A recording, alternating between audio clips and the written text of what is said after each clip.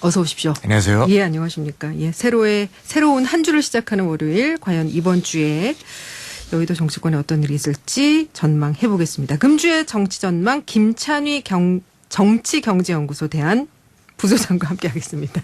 네. 죄송합니다. 제가 김찬휘 정치경제연구소 대한 부소장님, 예, 다시 한번 인사드리겠습니다. 처음 네. 뵙겠습니다. 네, 안녕하세요. 예, 방송을 김찬휘입니다. 통해서는 많이 목소리는 들었는데 아유, 직접 감사합니다. 뵙는 거는 또 오늘 처음 뵙는 거네요. 제가 조금 전에 이 재난방송 문자를 읽었는데 이게 지금 이대로 읽지 않으면 저희가 안 되게 돼 있어요. 맞습니다. 그래서 굉장히 어색합니다. 이거 다음에 진행하는 게. 네. 자, 시작을 해보도록 하죠.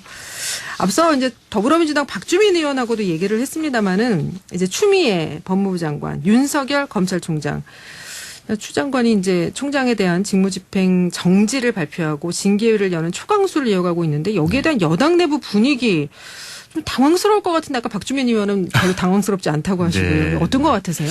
뭐 법무부 장관 조치도 초강수인데 더불어민주당 의원들의 발언도 초강수 발언들이 연이어지고 있다. 예. 예를 들면 뭐 김두관 의원 같은 경우는 페이스북에서 네. 판사 사찰은 전두환급 발상이다. 그다음에 또 경찰 출신이죠. 황운하 의원은 민주주의를 퇴행시켰다. 역사의 법정에서 대역죄인으로 다스려야 된다. 이런 초강경 정말 발언들이 강경 발언들이 쏟아지네요. 굉장히 쏟아지고 예, 있습니다. 예. 예, 그래서 이제 그게 특징이고 또 하나는 이제 이낙연 대표 태도가 이례적인데 뭐 잘 아시겠지만 네. 보통 이낙연 대표는 절제된 표현과 엄중한 의사결정의 특징 아닙니까? 그렇죠. 근데 매우 저돌적으로 나서고 있고 이 법치주의에 대한 도전이다. 민주주의 근간을 흔드는 중대 사안이다. 뭐가? 검찰의 판사 사찰이 이렇게 강경한 발언을 하고 있는 중입니다. 그럼 부소장님 의견은 어떠세요? 정말 그렇게 중대한 사안입니까? 네, 뭐 검사가 판사의 이것저것을 조사하는 게 판사 입장에서는 좀 기분 기분은 나쁘죠. 나쁘죠. 네, 기분 나쁘죠. 뭐 예. 우리법 연구회 출신이었고 뭐 시위 전력이 있다고 좋지는 않은데, 네네. 근데 이게 사찰 범위에 속하는가 하는 그렇죠. 문제에서는 그게 좀 논란이에요. 논란 여지가 있습니다. 왜냐하면 일단 방법에서 불법적인 게 없고. 뭐 미행을 한다든지 네, 도청을 이런 게 이런 게 없죠. 없잖아요. 아까 이제 박주민 의원이 나오셨는데 예, 과거에 예. 뭐라 그러셨냐면 2018년에 우병우 건과 관련해서 미행이라든지 도청이라든지 불법적 방법을 동원해야 사찰이다. 이렇게 국회에서 말씀하셨거든요. 맞아요. 근데 제가 여쭤보려다 말았어요. 네네네. 워낙 저도 예정이 없는 들으면서 질문하는 거 왔는데 싫어하셔서. 또 당황하실까봐 질문 안 하신 티가 네네. 나더라고요. 예. 야권은 지금 그래서 어떻게 맞대응을 하고 있습니까? 야권의 경우에가 이제 또 이제 지금 이제 붙잡고 늘어지는 건데요. 네. 뭐 잘 아시다시피 판때기를 이제 이낙연 대표가 깔아줬죠. 예. 왜냐하면 이제 법무부 장관이 직무적 집행 정지를 한 순간 바로 다음 날 네. 요거를 국정조사하자. 이렇게 이제 이낙연 대표가 그랬잖아요. 먼저 당에서 검토해달라고 했는데 네. 이거는 이제 국민의힘이 받아서 그러려면 이것만 조사하지 말고 법무부 장관을 포함해서 다 조사하자. 예. 그다음 뭐 이렇게 나왔죠. 그래서 이제 좀 이낙연 대표 입장에서는 난처해졌죠. 오히려 야당이 국조 제안을 물고 늘어지면서 예. 대여 압박 수위를 높이고 있기 때문이죠. 예. 뭐 예를 들면 주호영 원내대표 경우에는 당 대표가 강하게 국조를 검토하려고 했는데 당에서 거부하면 대표 레임덕 아니냐 아하. 이런 식으로 이제 사실 비꼬고 있기 때문에 네네. 이낙연 대표 입장에서 굉장히 난처해졌고 그런 입장이 아까 평소와 달리 저돌적인 발언으로 나타나는 이유가 아니냐 이렇게 이제 추정해 볼 수 있을 것 같습니다. 정치권의 분위기는 그렇고 네네. 서초동은 어떻습니까? 오늘 직무집행정지 가처분 신청 윤 총장이 낸 거에 대한 신문기일 잡혀 있고 속전속결 내일까지는 결과가 나올 것 같습니다. 네네. 지금 이 가처분 신청 결과에 영향을 미칠 쟁점 좀 짚어주시죠. 쟁점은 이제 일단 사찰 논란이 불거진 이제 재판부 문건. 네. 이게 과연 사찰에 속하는 것이냐 아니면 검찰이 평상적으로 변호사도 하는 그런 판사에 대한 기본적인 조사 즉 재판을 수행하기 위한 기본적인 조사 다시 말하자면 검찰의 기본적인 소송 전략이냐 요거에 대한 이제 논쟁이 있을 것 같고요. 두 번째는 이제 법무부가 윤 총장에 대한 직무정지 명령을 내리는 과정에서 결재 라인에 있던 심우정 법무부 기획조정실장을 건너뛰었거든요. 네. 즉 절차상의 흠결이 존재합니다.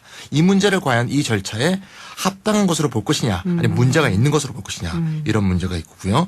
세 번째는 또 이제 3일 내에 법무부가 감찰위원회를 규정을 기습 개정하지 않았습니까? 예. 그래서 이걸 반드시 중요 사건을 감찰할 때는 법무부 감찰의 심의를 거쳐야 한다는 의무 조항을 선택 조항으로 바꿨죠. 근데 그러면 20일간의 행정 예고를 거쳐야 되는데 네네. 이 행정 예고를 거치지 않았거든요. 그렇죠. 이것을 행정절차법을 어겼다는 것이 중요한 문제로 봐야 될 것이냐 법조계 아닐 것이냐. 반발이 엄청난 것 같아요. 네, 절차상의 예. 흠결이 분명히 존재한다는 것은 많은 이제 법조계에서 생각하는 그런 문제인 것 같습니다. 그래서 이런 거에 대해서 이제 우리가 이제 보통 이제 시민들이 볼 때 이 문제를 이렇게 보기가 쉽습니다. 윤석열 총장의 직무정지가 맞냐, 틀리냐 이렇게 판단하기 쉬운데요. 시민들은 이 지금 행정법원의 재판은 그런 게 아닙니다.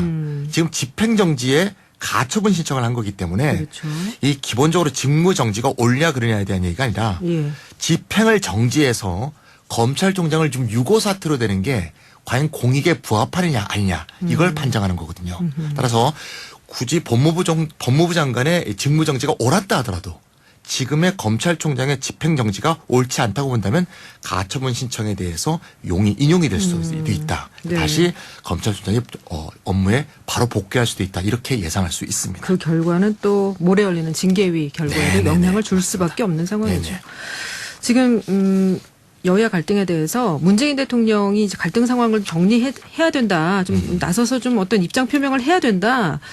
뭐 당장 뭐 오늘 내일은 아니더라도 모레 이제 징계위가 소집돼서 결정이 되고 또 추 장관의 어떤 건의가 올라오면 이제 재가를 해야 되는 대통령 입장에서는 어떤 식으로든 좀 입장 표명이 있지 않겠습니까? 네, 어제도 이제 금태섭 전 의원이 네.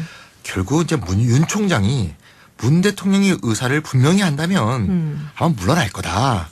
이런 식의 얘기도 했고 뭐 잘 아시겠지만 금태섭 전 의원은 검사 출신이죠. 검사들도 이런 거 잘 안다. 임명권자가 공개적으로 입장을 표명하면 예. 수용한다. 근데 문 대통령이 자신의 의도가 무엇인지 밝히지 않고 있기 때문에 문제가 안 풀린다. 이렇게 말씀하셨는데요. 저는 조금 생각이 다릅니다. 이거는 대통령이 좀 나서기가 어려운데요. 첫 번째는 예. 윤석열 총장을 임명할 때도 정권 내부에서 반대 의견이 있었거든요. 어허. 이거를 물리치고 무릅쓰고 대통령 자신이 임명을 강행한 거거든요. 그래서 그 선택 자체가 틀렸다는 것을 또는 그것을 제안한 사람의 선택이 틀렸다는 것을 공인하는 건데 이게 대통령 입장에서 좋지 않고요. 네. 쉽지 않고요. 두 번째는 또 법적인 문제가 있죠. 잘 아시겠지만 2년 임기가 보장될 검찰총장을 정치적 이유로 쫓아내는 건 쉽지 않고요. 예. 더 중요한 건 세 번째라고 저는 생각을 하는데요. 네. 이 추 장관이 이렇게 강경적인 어떤 행동을 하는 게 대통령 의중을 잘 파악하고 하는 행동이 아니냐. 그러게요. 이런 식의 의견들이 또 예. 있습니다. 왜냐하면 추미애 법무부 장관이 취임한 게 1월 3일인데요. 취임하자 5일 만에 권력 비리 수사를 하던 검사를 대거 좌천을 시켰거든요. 네네. 그리고 다음 날인 1월 9일에 징계를 할 수 있는 관련 법령을 찾아라 이렇게 지시를 했거든요. 예. 즉 법무부 장관이 취임하고 제일 먼저 한 게 징계에 관련한 절차를 진행한 겁니다. 이것이 지금 나타나서 결실을 맺고 있다고 본다면 애초부터 장관을 임명한 것 자체가 이런 식의 어떤 조치가 또는 결과가 예상돼 있었던 게 아니냐 이렇게 하는 그런 관망들도 있습니다. 예. 근데 정말로 야당이 주장하는 것처럼 청와대와의 교감이 있었을까요? 모르죠. 그거는 이제 이제 전후 이제 절차적 과정과 역사를 더듬어 보니까 이런 식의 추론도 가능하다. 이런 얘기가 나온다고 볼 수 있습니다. 예. 오늘 앞서 코로나19 관련 인터뷰가 있어서 오늘은 이렇게 짧게 마무리를 해야 될 것 같습니다. 핵심만 짚었습니다. 예. 오늘 말씀 고맙습니다. 감사합니다. 네, 지금까지 금주의 정치전망 김찬휘 정치경제연구소 대안부소장이었습니다.